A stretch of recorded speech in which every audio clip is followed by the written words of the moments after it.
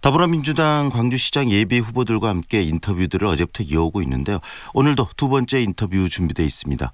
민영배 예비 후보 스튜디오에 직접 나오셨습니다. 안녕하세요.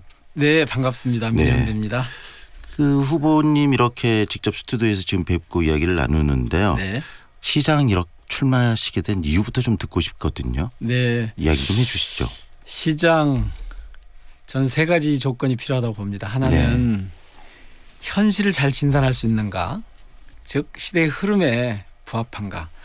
두 번째는 잘할 수 있는가. 네. 그리고 무엇보다도 세 번째는 시민들과 공감, 시민들의 참여 속에서 이걸 잘할 수 있는가. 이런 조건이 필요하다고 보는데요. 네. 제가 이제 광산구청장을 8년간 해봤지 않습니까? 네.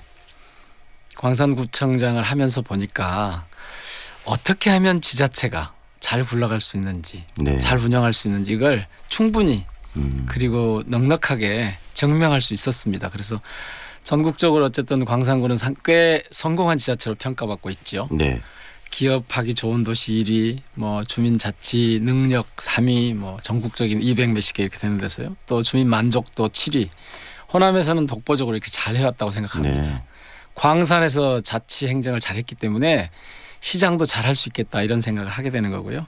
근래 흐름이 이제 자치 분권 시대라고 하지 않습니까? 네네. 그리고 촛불 민심에 의해서 탄생한 정부가 지금 들어섰습니다.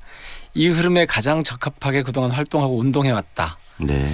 그리고 이제 무엇보다도 자치는 주민의 참여 없이는 이루어질 수 없습니다. 그 참여를 일구는 과정도 저는 경험을 갖고 있습니다. 그러니까 네. 현장에 자치 현장에 경험이 있는 혁신적인 성과가 있는 이런 광주시장이 필요하지 않을까. 네. 지금까지 장관 출신, 국회의원 출신, 심지어 시민사회 운동가 출신까지 다 해봤는데 네. 광주가 별로 달라지지 않았거든요. 그래서 혁신적인 현장의 성과를 가지고 광주를 새롭게 한번 바꿔보겠다. 이런 생각으로 나서게 됐습니다. 광산구를 이렇게 이끌어온 8년간의 경험을 통해서 멋진 광주를 만들어낼 수 있다. 그리고 나는 세계 최고의 품격 있는 도시를 만들어보고 싶습니다. 그리고 나는 잘할 수 있다. 그래서 나왔다. 이 말씀이시네요. 예, 충분히 잘할 수 네. 있습니다. 그 이렇게 기자회견 출마 기자회견 하시면서 예. 이 광주 공화국의 상상력으로 새로운 시대를 열겠다 이렇게 말씀을 하셨어요. 네. 어떤 의미인가요? 조금 전에 말씀드린 것처럼 이 시대가 어떤 도시, 어떤 지역사회를 요구하는가.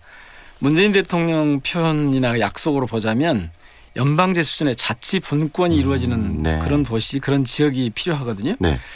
그래서 이제 공화국이라는 말은 뭐 잘 아시는 것처럼 대한민국은 민주공화국이라고 하는 대한민국 헌법 1조에 나와 있는 네. 그 공화국을 얘기합니다. 그때 공자는 더불어 공자입니다. 이전에 왕 1인 독재 체제에서 공화정으로 전하는 네. 더불어 주권자인 시민들이 함께 통치하는 시대죠. 네. 그러니까 이전까지가 그런 독재 혹은 관료 통치 시대였다면 이제 시민 자치 시대로 가야 된다. 시민들과 직접 함께하는 그렇습니다. 그런 새 시대를 열겠다는 말씀이시네요. 그렇습니다. 다시 말하면 결국은 지방 분권, 지금 뭐 문재인 정부에서 이야기하고 있는 지방 분권 형태의 개헌과 좀 연계성이 있다는 바로 말씀이시네요. 연결돼 있고요. 네. 그러니까 광주 시민이 스스로 결정하고 독립적으로 집행할 수 있어야 광주를 보다도 광주답게 갖고 갈 수 있다. 그런 뜻으로 광주공화국이라는 말을 씁니다. 네. 결국은 광주 시민이 주인이 되는 그런 광주 이렇게 일단은 이해가 됩니다. 대개는 지금까지 일자리, 복지, 뭐 교육 이런 거 얘기하면 네. 중앙정부가 연관 속에 생각합니다. 그런데 보다도 독립적이고 자율적이고 주체적으로 이 도시를 끌어갈 수 있는 공적 수단들을 갖춘 그런 도시. 네. 그걸 이제 광주공화국이라고 하는 상징적인 표현을 하고 있는 겁니다. 그 일베하고 이 문재인 탄핵 뭐 국민운동 예, 이런 예. 데서 근데 우리 민 후보님의 이야기, 이 광주 공화국 이야기를 북한식 공산국가 만든 것이다, 만들려고 하는 것이다 이렇게 반박을 했더라고요. 어떻게 보세요? 그분들은 원래 공화국에 동의하지 않는 분들이죠. 예. 그리고 네. 이제 왜곡해서 그것을 색깔을 뒤집어 씌워서 대한민국 헌법 1조에 있는 이 민주공화국이 그러면 대한민국이 공산국가 하자는 거 아니지 않습니까? 네네. 그러니까 공화국을 아주 완벽하게 오염시키고 있는, 왜곡시키고 있는 그런 분들이어서 제대로 이 공화국의 뜻을 알고 사용했으면 좋겠다 이런 생각이 있습니다. 오늘 방송을 들으면서 청취자분들도 우리 민 후보님께서 생각하시는 이 공화국의 의미를 많이 좀 느끼셨을 것 같은데요. 네. 이 광주시의 현안 문제들 좀 이야기를 했으면 좋겠습니다. 지금 네. 광주시가 여러 가지 현안들이 있는데 우리 민 후보께서 생각하시는 가장 큰 현안들, 문제점들 어떤 것들이 있다고 보시나요? 광주의 현안 크게 보면 이 모든 시민들에게 해당되는 게 있고 또 특정 집단에 해당되는 게 있는데요. 가장 큰 문제는 사실은 광주에 일자리가 부족하다는 겁니다. 그러나 이제 이것은 매우 두루뭉실한 그런 게 되기 때문에 네. 지금 당장 현재 부딪힌 광주의 과제는 금호타이어 그리고 도시철도 2호선 네네. 이런 것들이 지금 있죠. 구체적으로 좀 저 이야기 들어가 보시게요. 네. 금호타이어 지금 해외 지금 중국에 네. 매각을 하겠다는 이야기가 나오고 있는데 그 네. 문제 어떻게 푸는 게 좋을까요? 저는 결론적으로는 해외 매각은 저지하고 네. 지금 노사가 합의해서 만들어 놓은 자구안을 정부가 받아들이는 거라고 봅니다. 조금 네. 장기적으로 그리고 근본적으로 보자면 정부가 지금 부채 문제 때문에 구조적으로 금호타이어가 회생하기 쉽지 네. 않은 상태거든요. 네. 그래서 채권단이 지금 정부지 않습니까?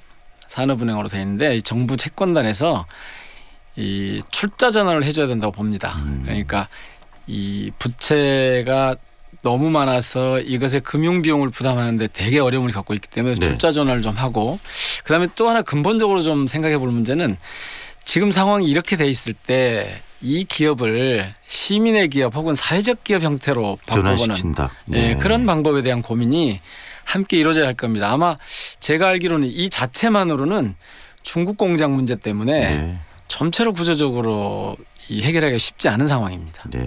시장이 되시면 제일 먼저 이 문제부터 해결하셔야 되겠네요. 지금 제가 광주공학이라는 표현을 썼는데요. 네. 그렇습니다. 바로. 그러니까 광주시장이 이런 문제에 개입하고 광주시가 어느 정도의 의지를 가지고 국가하고 협상을 통해서든 이 채권단과의 그 관계를 통해서든 풀어갈 수 있는 역량이 있어야 되냐 공적 네. 수단이 있어야 되는데 이런 게 지금 안 돼 있는 거죠. 우리나라의 자치 수준이라고 하는 게. 네. 그래서 이 지금 광주공화국 속에서는 자치분권을 통해서 이런 문제를 직접 그렇습니다. 시장이 해결할 수 있는 방안들을 만들어내겠다 이 말씀이시고요. 뭐 아시아문화전당 같은 경우도 마찬가지고요. 무등산 국립공원도 마찬가지고 네. 그것이 비록 국가시설이라고 하더라도 광주시에 있는 한은 광주 시민들의 의지가 개입할 수 있도록 공적 수단을 가질 수 있어야지 네. 그게 광주공화국이라고 할 수 있겠죠. 그러기 위해서는 이 중앙정부와의 네트워크도 굉장히 중요하겠네요. 당연히 중요하죠. 그런데 네. 이전처럼 국회의원이나 시장이 중앙정부에 가서 그 네트워크를 이용해서 이 예산을 따오는 방식 이것은 이른바 이 연방제 수준의 자치분권 시대에 맞지 않는 방식이죠. 오히려 당당하게 기획을 해서 네. 요구를 당당하게 할 수 있어야죠. 네. 광주의 현실이 이렇고 미래 전망이 이런 거니까 우리가 이런 일을 하려고 한다. 이건 정부의 의무로서 광주에 대해서 뒷받침을 해야 한다. 그러니까 시장이 국회의원이 맨날 예산 따로 서울에 왔다 갔다 하는 이건 다니면서 부조리죠. 부탁하는 것이 아니고 기획을 하고 중앙정부에서 돈을 지원해 줄 수밖에 없는 상황을 만들어내겠다는 그렇죠. 말씀으로 이해가 되네요. 탁월한 정책 기획이 필요한 거죠. 네. 이 광주 도시철도 2호선 문제도 좀 이야기를 들었으면 좋겠습니다. 지금 계속 갈등이 이루어지고 있는데요. 어떻게 해법이 있으신가요? 갈등의 본질은 이 교통에 관한 한, 이 도시철도 2호선에 관한 한 민주주의, 그다음에 교통복지 차원, 그리고 경제 이 세 영역에 대한 정확한 진단이 이루어지지 않았기 때문에 네. 갈등이라고 하는 게 지금 할 거냐 말 거냐를 놓고 갈등인데 네. 할 거냐 말 거냐를 결정하려면 현실 진단을 정확하게 해줘야 되지 않겠습니까? 저는 네. 이 대목에서는 분명하게 원칙이 세 가지 있습니다. 하나는 실제로 지하철 2호선을 했을 때 시민들에게 이게 교통복지의 효과로서 나타날 수 있는 것인지에 이익이 대한 될 수 있느냐의 문제. 정확한 진단이 돼 있지 않고요. 네. 그다음에 이 지하철 2호선, 도시철도 2호선을 그 자체만으로가 아니라 도시 전체의 교통체계 그러니까 걷는 것부터 시작해서 자전거, 뭐 시내버스 심지어는 1호선과의 연관성 네. 심지어는 대중교통수단으로 지금 얘기된 택시 네. 이런까지 연관성을 쭉 고려해서 가장 이 지하철 2호선이 도시철도 2호선이 전체 교통체계 속에서 제 기능을 할 수 있느냐 이 대목에 대한 진단을 정확하게 해줘야 됩니다. 지금 그런데 그리고 그런 진단이 지금 안 돼 있다는 이야기신가요? 제대로 안 돼 있는 거죠. 네. 그러니까 시민들과의 합의도 제대로 돼 있지 않고 그리고 교통체계에 대한 진단도 제대로 돼 있지 않고 무엇보다도 지금 제일 큰 문제 중에 하나가 네. 경제 문제입니다. 즉 비용 대비 효과. 이 부분에 대해서도 여러 가지 설이 있는데 지금 2호선 계획으로 보자면 이거는 광주시의 재정으로 도저히 감당할 수 없는. 네. 그래서 저는 여기서 이제 이 자치분권 시대 아까 광주공화국 말씀을 드렸는데 그런 차원에서 보자면 지금 국비를 60% 지원을 받는 걸로 되어 있는데요. 네. 이 국비 지원 수준을 훨씬 높여줘야 됩니다. 그래서 시민들이 스스로 결정할 수 있게 해줘야죠. 이걸 놓고 네. 그 대목에 대한 얘기는 지금 나오지 않았는데 그건 제도로서 그렇게 중앙정부가 정하고 있기 때문에 말하지 않고 있는데요. 네.